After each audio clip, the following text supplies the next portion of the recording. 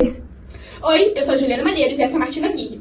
E nós fazemos parte do Esquadrão por Água Abaixo da turma 171 da Colégio Marista Champagnat. E esse é o nosso vídeo documentário do projeto Pesquisa Cidade Laboratório. Hoje nós abordamos o tema de inovação climática, que a gente escolheu se aprofundar nas enchentes.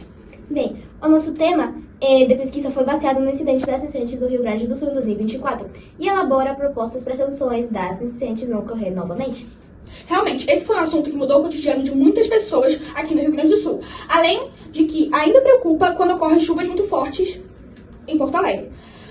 Mas eu acho importante ressaltar que nós escolhemos se aprofundar especificamente no Lago Guaíba e nas suas cheias. Isso mesmo, nós focamos especificamente no Guaíba, um ponto turístico de Porto Alegre, porque foi um dos pontos que mais se alagou na cidade por conta das cheias. Realmente. Então, a melhor solução que o nosso grupo encontrou para esse problema foi o posicionamento de barreiras em volta do lago. Assim, elas teriam diques, que são um sistema de drenagem, bombas para a drenagem da água e grandes comportas que poderiam armazenar a água que entrasse lá. Igual o sistema de proteção contra cheias de Porto Alegre? Sim, só que mais forte e mais resistente. Ah, que legal! Bom, agora vamos trazer um especialista nesse tema para uma entrevista.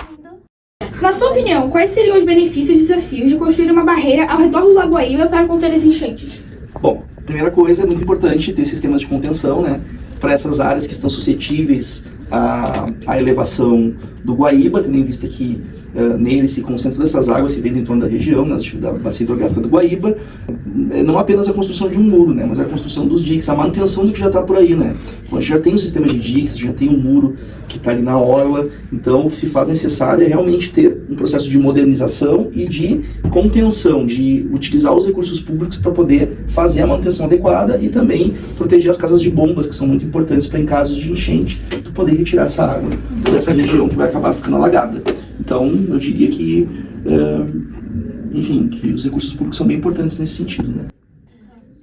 E quais materiais e tecnologias você acha que seriam adequados para construir a barreira de uma maneira eficiente e sustentável? Bom, isso é difícil dizer, né, qual o material, né, daí teria que consultar um engenheiro para ver qual é a melhor alternativa do mercado para realizar isso, né, mas com certeza tem que ser um material que tenha uma durabilidade grande, né, que tenha uma manutenção que seja mais efetiva e mais barata,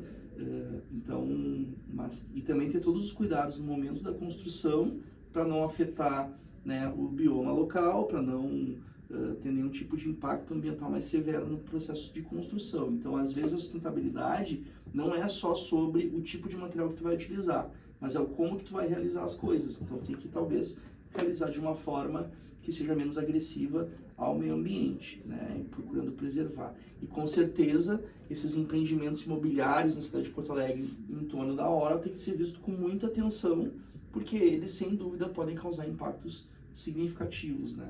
Sim.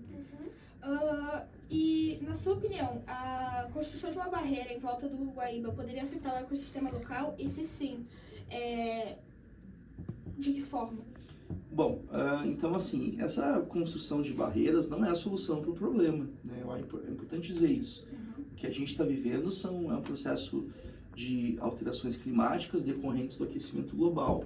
Eu acho que a primeira coisa que a gente tem que ter em mente é encontrar medidas para reduzir o aquecimento do planeta, né? A gente reduzir o nosso consumo, reduzir a produção de lixo, enfim, cuidar do meio ambiente como um todo, e para depois a gente pensar nesses processos de contenção, né? Seria inviável criar uma barreira em torno de todo o Lago Guaíba, né? Até porque essas cheias têm também decorrentes, claro, elas estão ficando cada vez mais, vamos pensar assim, recorrentes, talvez, para o futuro, mas ela é um processo natural também, né? De momentos em que o Guaíba vai estar mais cheio e a gente está vivendo períodos de estiagem. Então seria inviável de construir uma barreira em torno de todo o Guaíba, né? Então, e os impactos, principalmente, o maior impacto é o da extração de recursos naturais dessa região e também do desmatamento, de destruição da mata do entorno, de construção civil muito próxima às margens do lago,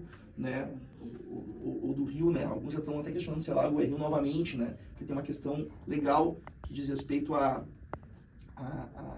área permitida para construção, né. Então varia muito. Se for lago, tu tem que tem uma distância maior, né, da margem do corpo de água. Então, enfim, Se tem alternativas que podem complementar ou até substituir essa proposta. A proposta de contenção do Guaíba, De colocamento de barreiras. eu acho que tem muita coisa que pode mitigar o problema, né? Então, assim, como eu disse, né, o Porto Alegre já tem um sistema anti-enchentes, né? Então, assim, a prefeitura realizar uma manutenção adequada, cuidar das casas de bomba, né, fazer talvez um projeto de engenharia que as casas de bomba fiquem mais protegidas nesses casos, né?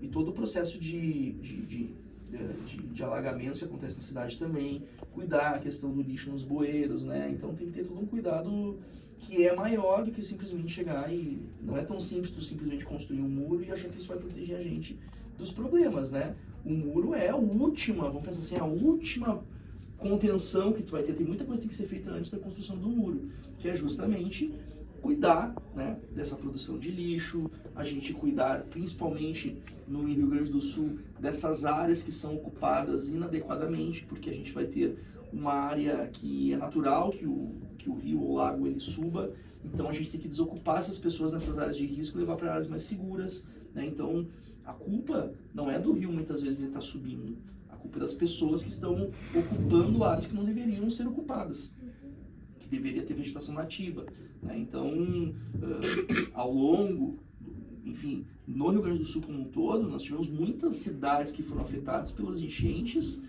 porque tinham áreas que estavam ocupadas, a cidade estava ocupando, né, áreas que são inadequadas. Então, logo, as pessoas ficam em áreas de risco. E como a população e os governos poderiam complementar para implementar uma solução como essa? É como eu disse, né? É utilizar bem o recurso público, fiscalizar, né, o que está sendo feito. Então a gente tem que ter uma participação mais democrática da população frente a essas decisões. E não tem como a gente não falar de poder público nesse sentido, né? Ter parceria entre iniciativa privada e a pública também, eu acho que é uma coisa importante.